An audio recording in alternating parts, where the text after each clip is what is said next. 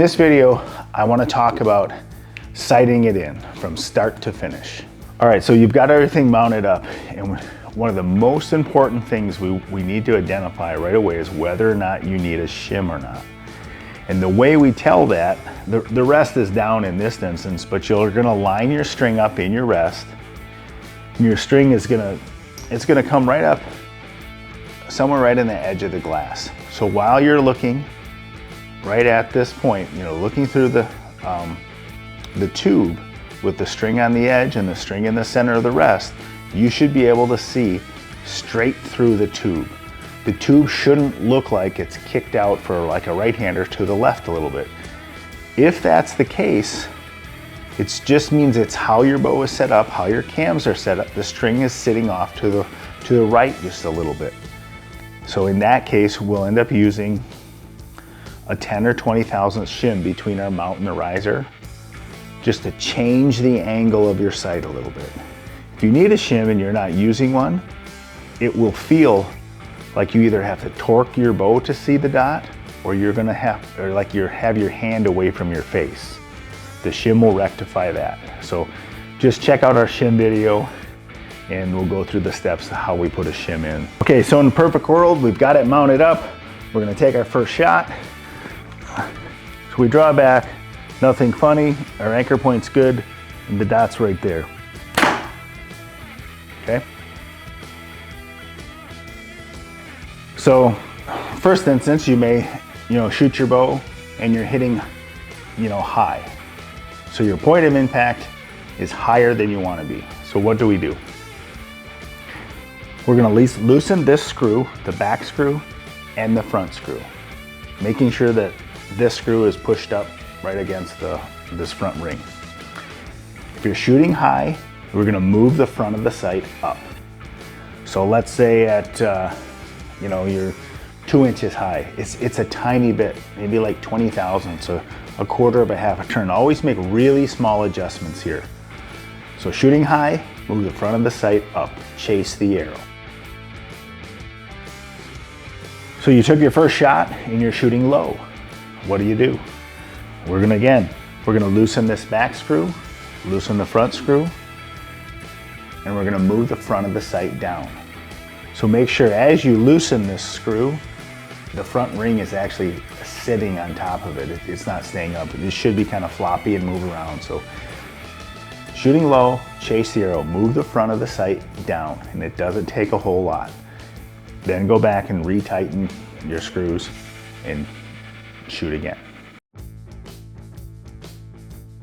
We'll kind of look at our left and right. So why you may be shooting way to the right or way to the left.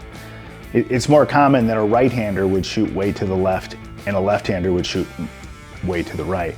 And it's typically is, your rest may be pushed one way too far to the other. So if you're shooting way to the left, it could be that your center shot is in a little bit too tight to the riser for a right-hander, and we need to push it out a little bit.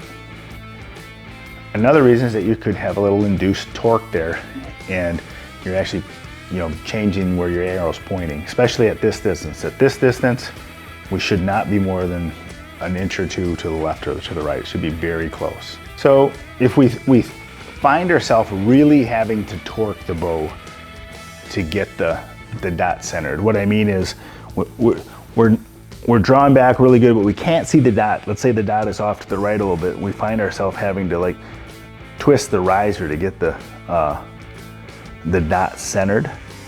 That's an indication that we really need a shim, and we didn't quite catch it right away. But now that you went to shoot it, you caught it. You're like, oh, I either have to torque the bow or it feels like my hand's away from my face.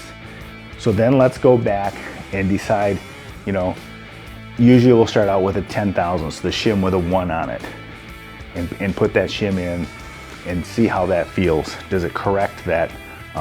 Now the dot's dead center and it's right there. So now we've got it set up properly. Our rest is centered up good. We really narrowed down, did we need a shim or not? And so we draw back and the dot is right there, but we're shooting just a little bit to the left so to move your point of impact to the right, we turn our turret on the side clockwise. Even though it says up down on it, we're turning it clockwise. To move your point of impact to the left, we're going to turn it counterclockwise. And for a left-hander, those are just the opposite. So we've got everything mounted up and we're sighting it in. But let's say it feels like our anchor point is just too high from where we like it. Because when we're sighting it in, is we just want to center the dot. Even if our anchor point's too high, we don't care at this point. Just center the dot up and down here. But once we've got it set up, we're like, I'd like my anchor point a little bit lower. I feel more comfortable with it down here.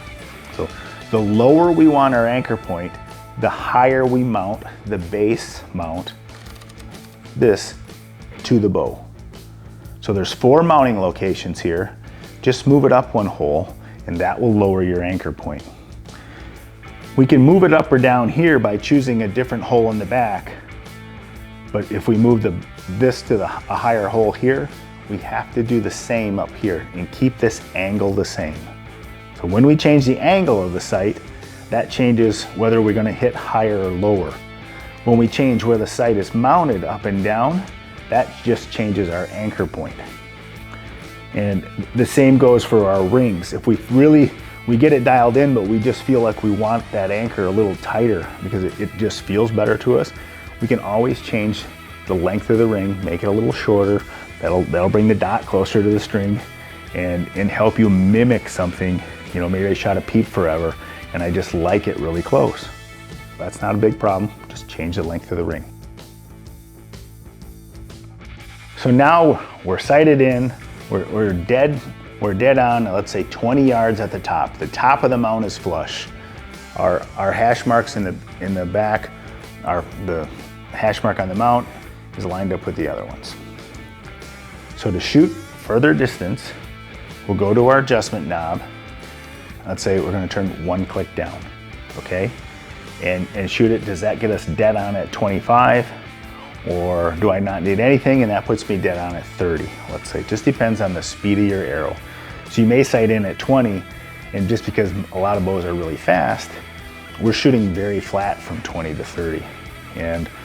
But more for a hunting setup, you may find that you're good at 20, you may need 1 at 25, or maybe 1 at 30, and then you may need 3 more to go to 35. Just work your way back and build yourself a little chart that would say 0, 20, 125, 4, 35. If you want to put marks for in between, so you've got it for 31, 32, whatever it is, if it averages out to be a click, per yard, you can do whatever you want.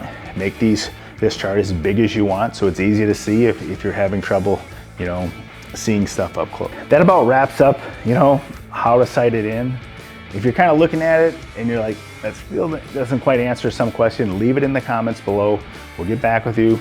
This is how, what we do to make those changes, and we'll try to make it crystal clear.